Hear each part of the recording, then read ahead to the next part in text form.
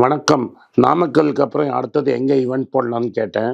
என் team வந்து ரொம்ப நாள் ஆச்சு வேலூருக்கு போங்கன்னு. வேலூரில் வந்து ஆக்சுவலி எங்களுக்கு ஓல்டு ஃபேமிலி கனெக்ஷன். வேலூரில் தான் எங்கள் அப்பா உருஸ் காலேஜில் படித்தார். அந்த வேலூரில் ஈவெண்ட் போடுறேன்னு நினைக்கிறச்ச எனக்கு பெருமையாக இருக்குது. ஜூலை 20 21 2 நாள் ஈவெண்ட்டு வேலூரில் இருக்கும். யாரெல்லாம் வேலூருக்கு வந்து என்னை பார்க்கணுன்னு நினைக்கிறீங்களோ கீழே இருக்கிற வாட்ஸ்அப் நம்பர்லேயும் ஜிமெயில் ஐடி இருக்குது, அதில் காண்டாக்ட் பண்ணுங்கள். எங்கள் டீம் ஹெல்ப் பண்ணுவாங்க. கொஞ்சம் சீக்கிரமே பண்ணிவிடுங்க. நாமக்கல் என்ன ஆயிடுச்சுன்னா லாஸ்ட் மினிட்ஸில் நிறைய பேரை நாங்கள் இல்லைன்னு சொல்கிற மாதிரி ஆயிடுச்சு. அதனால் எவ்வளோ சீக்கிரம் முடியுமோ மெயில் அனுப்புங்க, நம்பர் அனுப்புங்க. எங்கள் டீம் உங்களுக்கு ஹெல்ப் பண்ணுவாங்க. நன்றி, வணக்கம். வணக்கம், good morning, happy morning, wonderful morning. Peter Lynch என்ன சொல்ல வராது, இன்னைக்கு 5வது சாப்டரை பற்றி நம்ம பார்க்க போகிறோம். ஃபர்ஸ்ட்டு நீங்கள் என்ன புரிஞ்சுக்கணும்னு பீட்டர் லின்ச் சொல்கிறாரு பீட்டிங் த ஸ்ட்ரீட்டில் 5வது சாப்டர்லனா, ஃபஸ்ட்டு நீங்கள் இன்வெஸ்டர் ஆகணும்னு நீங்கள் நினைக்கிறீங்க. நிறைய பேர் என்கிட்ட கேட்குறது, நான் எப்படி இன்வெஸ்டர் ஆனது உங்களை மாதிரி அப்படிங்கிறது. இன்வெஸ்டருங்கிறது வந்து ரொம்ப போரிங்கான வேலை. ஃபஸ்ட்டு நல்லா புரிஞ்சுக்கிறது, ரொம்ப போரிங். நீங்கள் புஸ்தகம் படிச்சுக்கிட்டே இருக்கணும், பேப்பர் படிச்சுக்கிட்டே இருக்கணும். ஒரு லைஃப் ஸ்டைலில் ஒரு 5-6 ஐடியா தான் வரலாம். பட் அந்த 5-6 ஐடியாவில் கான்ஸ்டண்ட்டாக நீங்கள் இன்வெஸ்ட் பண்ணிக்கிட்டே இருக்கணும். இன்ஃபேக்ட் நீங்கள் ராகேஷ் ஜுன்ஜன்வாலாவோட போர்ட்ஃபோலியோ பார்த்தீங்கன்னா 5-6 ஸ்டாக் தான் 95% ஆஃப் தி ரிட்டர்ன் கொடுத்துருக்கோம். அந்த ஸ்டாக்கை நீங்கள் ட்ராக் பண்ணி அந்த ஸ்டாக்கை நீங்கள் வாங்கினீங்கனாலே உங்களுக்கு பர்ஃபெக்ட் ரிசல்ட்டு கிடைக்கும்.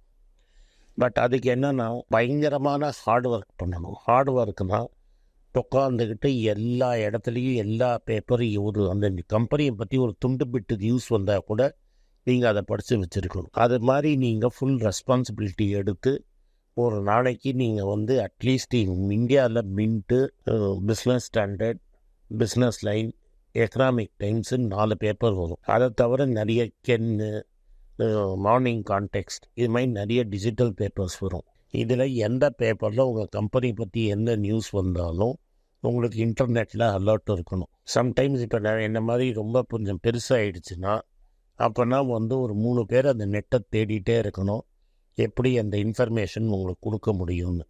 ஸோ தட் அந்த பொட்டன்ஷியல் அந்த நியூஸ், ஒரு பிட்டு நியூஸுங்கிறது கூட உங்களுக்கு ஒரு பெரிய லெவலில் அதை கொண்டு போய் சேர்க்கும். அடுத்தது உங்கள் டீமுக்கும் உங்களுக்கும் ஒரு நல்ல ரிலேஷன்ஷிப் இருக்கணும். பட் மோஸ்ட் ஆஃப் யூ நீங்கள் இண்டிவிஜுவலாக இருக்கீங்க. ஸோ உங்களுக்கு நல்ல பர்ஃபார்மன்ஸ் போகணுன்னா நீங்கள் ரொம்ப டெக்னிக்கலாக பார்க்குறதுக்கு கூட குவாலிட்டேட்டிவ் இன்புட் ரொம்ப இம்பார்ட்டண்ட். அந்த கம்பெனி என்ன பண்ணுது, ஆர்பிஐ என்ன கம்பெனி, இப்போ நான் வந்து கோல்டு லோன் கம்பெனியை கான்சென்ட்ரேட் பண்ணுறேன். ஆர்பிஐ ஏதாவது நார்ம்ஸ் கொண்டு வந்தால் அந்த கம்பெனி 10% அடிபடும்.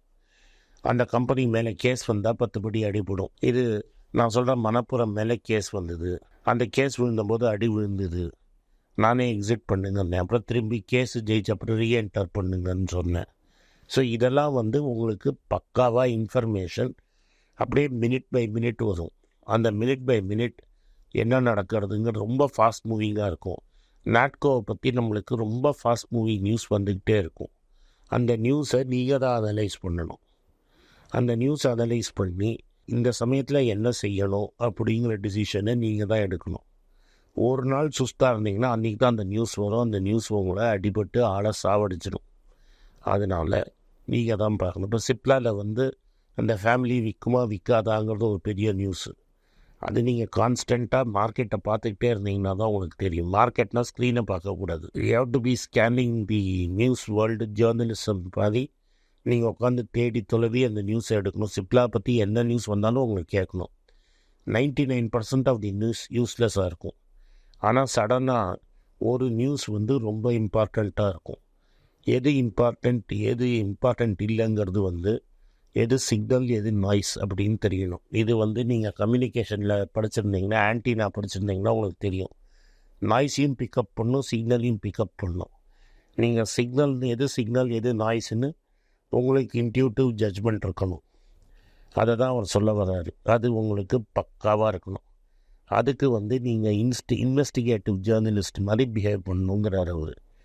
அதாவது செபியில் டாக்குமெண்ட் ஃபைல் பண்ணி, எக்ஸ்சேஞ்சில் டாக்குமெண்ட் ஃபைல் பண்ணியிருப்பாங்க. அமெரிக்காவில் பார்த்தீங்கன்னா ஃபார்ம் 13Fன்னு இருக்கும். அதில் சூப்பர் இன்வெஸ்டர்ஸ்லாம் ஃபைல் பண்ணியிருப்பாங்க. எல்லா பப்ளிக் டாக்குமெண்ட்டையும் தேடணும். எந்த அனலிஸ்ட் எதை பற்றி என்ன சொல்கிறான், அந்த அனலிஸ்ட் நம்மளுக்கு யூஸ் ஆகுமா யூஸ் ஆகாதா அப்படிங்கிறதெல்லாம் நம்மளுக்கு தெரியும். இப்போ எல்லாரும் என்ன சொல்கிறாங்கன்னா ஹெச்டிஎஃப்சி பேங்க் நல்ல பேங்க்னு. பட் ஹெச்டிஎஃப்சி பேங்க்கில் என்ன ப்ராப்ளம் இருக்குது? ஏன் ஃபாரினர் வித்துட்டே இருக்கோம்? 74% ஃபாரினர் விற்றவன் ஏன் அது 54% ஆக்கியிருக்காங்கிறது உங்களுக்கு தெரியணும். இது வாங்குறதா வாங்க வேண்டாமான்னு டிசைட் பண்ணுறதுக்குமே உங்களுக்கு அது பக்காவாக தெரிஞ்சிருக்கணும். அந்த அப்ரோச் தான் உங்களை காப்பாற்றும். இதை தான் அவர் சொல்ல வர்றாரு. அடுத்தது, எதுக்காக ஒரு கம்பெனியில் இன்வெஸ்ட் பண்ணுறோன்னு கிளாரிட்டி நம்மளுக்கு தெளிவாக இருக்கும். இதில் ஃபைன்மெண்ட் டெக்னிக்குங்கிறது ரொம்ப இம்பார்ட்டண்ட். ஃபைன்மெண்ட் டெக்னிக் என்ன சொல்லுதுன்னா, நீங்கள் ஒரு 3ஆம் கிளாஸ் படிக்கிற குழந்தைக்கு கூட அந்த கான்செப்டை உங்களால் எக்ஸ்பிளைன் பண்ண முடிஞ்சு அந்த குழந்தைக்கு அது புரியலைன்னா உங்களுக்கே அந்த சப்ஜெக்ட் புரியலன்னு தெரியணும். ஸோ இப்படி தான் நான் சாஸ்வத்தோட ஆரம்பித்தேன். இன்றைக்கி அப்கோர்ஸ் சாஸ்வத்தால் இது தோளுக்கு மேலே வளர்ந்துட்டான். பட் சாஸ்வத்தை யூஸ் பண்ணதே நான் சொல்கிறது சாஸ்வத்துக்கு புரியுது அப்படின்னு செக் பண்ணுறதுக்கு. ஸோ இப்போ சாஸ்வத்துக்கு புரியலன்னா அந்த சப்ஜெக்ட் எனக்கே புரியலன்னு அர்த்தம். சாஸ்வத் 4ஆம் கிளாஸ்லேருந்து இதை பண்ணிட்டு இருக்காங்க. இப்போ ரீசெண்ட் டைம்ஸில் ரிஷி பாலாஜியை யூஸ் பண்ணிகிட்ருக்கோம். ஸோ ரிஷி பாலாஜிக்கு நம்ம சொல்கிறது புரியலன்னா தென் தப்பு ரிஷி பாலாஜி மேலே இல்லை, நம்ம மேலே தான். ஏன்னா நம்மளுக்கு அது புரியணும். அதுதான் கிளாரிட்டி இன்வெஸ்ட்மெண்ட். ஸோ கிளியராக உங்களுக்கு புரிஞ்சாலும் அதை கிளாரிட்டியோடு உங்களால் கம்யூனிகேட் பண்ண முடியுதா அப்படிங்கிறது ஒரு பெரிய விஷயம். அதே மாதிரி ஜெஃப் பீசோஸ் சொல்கிற மாதிரி நீங்கள் பண்ணுற பிஸ்னஸுக்கு, வாங்க போகிற பிஸ்னஸுக்கு லாங் டேர்ம் பொட்டென்ஷியல் இருக்கணும். லாங் டேர்ம் பொட்டென்ஷியலுங்கிறது 1 வருஷம் 2 வருஷம் தான் லாங் டேர்ம் இல்லை. 10 வருஷம் 15 வருஷம் 20 வருஷம். இந்த நான் சொல்கிறது டாட்டா மோட்டர்ஸுங்கிறது 10 வருஷமாக பெருசாக ஒன்றும் பண்ணலை. அவன் எப்படியோ ஒரு 25 இண்டிகா பண்ணி சக்ஸஸ் ஆனதுலேருந்து கார் பிஸ்னஸில் எப்படியாவது பண்ணணும்னு மல்ல கட்டிகிட்டு இருக்கிறோம். நார்மல் இன்வெஸ்டர்னால் அந்த கம்பெனியை விட்டுருப்பாங்க. நம்ம என்ன பண்ணுறோம், அது லோவஸ்ட் பாயிண்ட் வர வரைக்கும் வெயிட் பண்ணி அந்த லோவஸ்ட் பாயிண்டில் அதை பொறுக்கி வச்சுக்கிறோம். அதுலேருந்து கார் சக்சீட் ஆரம்பிக்குது. அப்புறம் அவர் எலக்ட்ரிக் காருக்கு வராரு. இப்போ திரும்பி ஒரு problem, electric car sales slump ஆகிடுச்சு. அந்த சமயத்தில் அதை விற்கிறோமா வாங்குகிறோமா அப்படிங்கிறத பார்க்கணும். பட் இப்போ என்னென்னா, அந்த சமயத்தில் எலக்ட்ரிக் கார் முன்னாடி அவர் ஜேஎல்ஆர் வாங்கிறதுக்கு கடன் வாங்கியிருந்தார். அந்த கடன் இப்போ தான் முடிய போகுது. இந்த வருஷம் எண்டில் தான் ஜேஎல்ஆர் டெட் ஃப்ரீ ஆகிறாரு. அதுக்குள்ளேயே ஒரு ஃபைனான்ஸ் கம்பெனி இருந்தது. இப்போ அதை தான் டாடா கேபிட்டலோட மர்ச் பண்ணுறாரு. கமர்ஷியல் வெஹிக்கிள் தனி, பேசஞ்சர் வெஹிக்கிள் தனின்னு ஆகிடும். 2 கம்பெனி ஆகிடும். ஸோ கமர்ஷியல் அப்போ நம்ம 70 ரூபாய்க்கு வாங்கின ஷேரில் 3 கம்பெனி ஷேர் கிடைக்குது. ஒன்று டாடா கேபிட்டல் ஷேர், அது எங்கே ரிசைட் ஆகும்னு தெரியாது.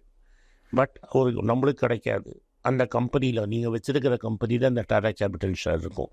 டாடா டெக்னாலஜிஸ்னு ஒரு கம்பெனி கிடைக்குது. அதே சமயத்தில் ஒரு கமர்ஷியல் வெஹிக்கிள் தனியாக கிடைக்கிது, ஒரு பேசஞ்சர் வெஹிக்கிள் தனியாக கிடைக்கிது. அது எல்லாமே 70 ரூபாய்க்கு கிடைக்கும். பட் அது லாங் டேர்ம் பொட்டென்ஷியலை நீங்கள் பார்க்கணும். அந்த லாங் டேர்ம் பொட்டென்ஷியலை நீங்கள் கேர்ஃபுல்லாக இருந்தீங்கன்னா உங்கள் லைஃப்பில் நீங்கள் டெஃபினட்டாக சக்ஸஸ்ஃபுல்லாக இருப்பீங்க. எது லாங் டேர்ம் பொட்டென்ஷியல் அப்படிங்கிறது உங்களுக்கு தெளிவாக தெரிஞ்சிருக்கணும். உங்களுக்கு தெரியலன்னா அது பெரிய ப்ராப்ளம். மற்றவங்களுக்கு தெரியுதோ தெரியலையோ, இல்லை நான் சொல்லி கொடுத்தோ உங்களுக்கு வராது. அந்த லாங் டேர்ம் பொட்டென்ஷியல்னு உங்களோட ரிஸ்க் ஃபேக்டரை வச்சு தான் நீங்கள் டிசைட் பண்ணணும். அடுத்தது ரூல் ஆஃப் 72. இது ஒரு heuristic rule, thumb of nature rule. உங்கள் பணம் எவ்வளோ வருஷத்துல நீங்கள் டபுள் ஆகும்னு பார்த்தீங்கன்னா அந்த டிவைட் பண்ணி பார்த்தீங்கன்னா உங்களுக்கு பக்காவாக கிடச்சிடும். 72 3ஆல் போட்டிங்கன்னா 26%, 3 வருஷத்தில் டபுள் ஆகிடும். 72 4ஆல் டிவைட் பண்ணிங்கன்னா 18%. ஸோ பேங்க்கில் 7%னா 72 நீங்கள் எவ்வளோ 10 வருஷம் டிவைட் பண்ணால் தான் 7.2%. ஸோ நீங்கள் கவர்மெண்ட்டுக்கு பணம் கொடுத்தீங்கன்னா 10 வருஷத்தில் டபுள் ஆகும். அதை பீட் பண்ணுறது தான் நம்ம மார்க்கெட்டோட வேலை. உடனே ஒரே வருஷத்தில் டபுள் ஆகுமா, 2 வருஷத்தில் டபுள் ஆகும்னு நினச்சிங்கன்னா நீங்கள் காணாமல் போயிடுவீங்க. ஸோ அப்போ என்ன பண்ணணும், 72/6 போட்டிங்கன்னா 12% வரும். 6 12s are 72. So anything that doubles in 6 years.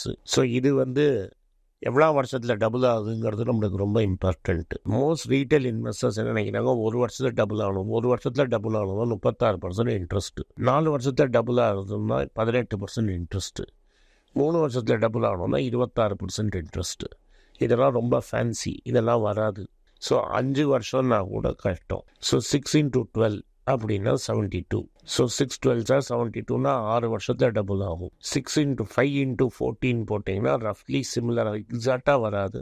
5 × 15 போட்டால் 75. 5 14s are 70. ஸோ 5 வருஷம் டபுள் ஆகணும்னா நியர்லி 14.5 to 14.5% உங்களுக்கு க்ரோ ஆகும். இந்த 14%னா ரொம்ப ரேர். ஸோ 6 இயர்ஸில் பணம் டபுள் ஆகும்னா நீங்கள் அதை எடுத்துக்கணும். அடுத்தது நீங்கள் வாங்குகிற டிவிடெண்ட்டை அதில் சேர்க்கணும். அதெல்லாம் நம்ம பார்க்குறதே கிடையாது. அதெல்லாம் அப்படியே சைலண்ட்டாக விட்டுருவோம். ஐடிசியில் வர டிவிடெண்ட்டும் வருஷம் 16-18 ரூபா உங்களுக்கு கில்லி மாதிரி வரும். அந்த 18 ரூபாவை நீங்கள் சேர்க்கணும். நீங்கள் 10 ஷேர் தான் வச்சுருக்கீங்கன்னா 150 ரூபா தான் வரும். 160 ரூபா 150 ரூபா வரும். அந்த 160 ரூபா வச்சு நீங்கள் என்ன வாங்கலாம்னு பார்க்கலாம். இன்னைக்கு கேஸில் 160 ரூபா இருந்து 5 சவுத் இந்தியன் பேங்க் வாங்கி போடலாம். ஸோ உங்களுக்கு 5 சவுத் இந்தியன் பேங்க் ஃப்ரீ. அதே உங்கள்கிட்ட 10 இருந்து 1800 ரூபா இருந்ததுன்னா 4 ஐடிசி வாங்கி போடலாம். அந்த 4 ஐடிசி உங்களுக்கு ஃப்ரீ. அதுதான் பவர் ஆஃப் கம்பவுண்டிங். இந்த சாப்டரில் அவர் சொல்கிற தாத்பரியம். மீதியை நாளைக்கு பார்ப்போம். நன்றி, வணக்கம். இந்த வீடியோ உங்களுக்கு பிடிச்சிருந்தா இந்த வீடியோவை லைக் பண்ணுங்கள், எங்கள் சேனலை சப்ஸ்கிரைப் பண்ணுங்கள், பெல் நோட்டிஃபிகேஷன் தட்டுங்க. இந்த வீடியோவை முடிஞ்ச சொந்தக்காரங்களுக்கும் ஃப்ரெண்ட்ஸுக்கும் அனுப்புங்க. வணக்கங்க. இந்த ஃபைனான்ஸ் நியூஸை பற்றி டிஸ்கஸ் பண்ணதுக்குன்னு தனியாக ஒரு ட்விட்டர் ஐடி வச்சுருக்கோம். கீழே இந்த ட்விட்டர் ஐடி வரும். என்னோடய இன்ஸ்டாகிராம் ஐடியும் கீழே இருக்கும். அதில் ஷார்ட் வீடியோஸ் வரும். ஸோ என்னை எக்ஸ்க்ளூசிவாக ஃபைனான்ஸ் விஷயத்தில் ஃபாலோ பண்ணணும்னு நினைக்கிறவங்க கீழே இருக்கிற ட்விட்டர் ஐடியும் இன்ஸ்டாகிராமையும் ஃபாலோ பண்ணுங்கள். நன்றி, வணக்கம். உங்கள் பேராதரவுக்கு மிக்க நன்றி. நான் டோட்டலாக 5 புஸ்தகங்கள் எழுதியிருக்கிறேன். 3 ஆங்கிலத்தில் எழுதியிருக்கிறேன். அதில் 2 தமிழாக மொழிபெயர்த்துருக்காங்க. ஸோ டோட்டலாக 5 புஸ்தகம் ஆச்சு. இந்த 5 புஸ்தகத்துக்கு ஹார்ட் காப்பி வேணும்னா நீங்கள் கீழே இருக்கிற வாட்ஸ்அப் நம்பருக்கு மெசேஜ் அனுப்பிச்சிங்கன்னா எங்கள் டீம் உங்களை கான்டாக்ட் பண்ணுவாங்க. இந்த 5 புஸ்தகங்களில் 3 புஸ்தகம் கிண்டலில் இருக்குது.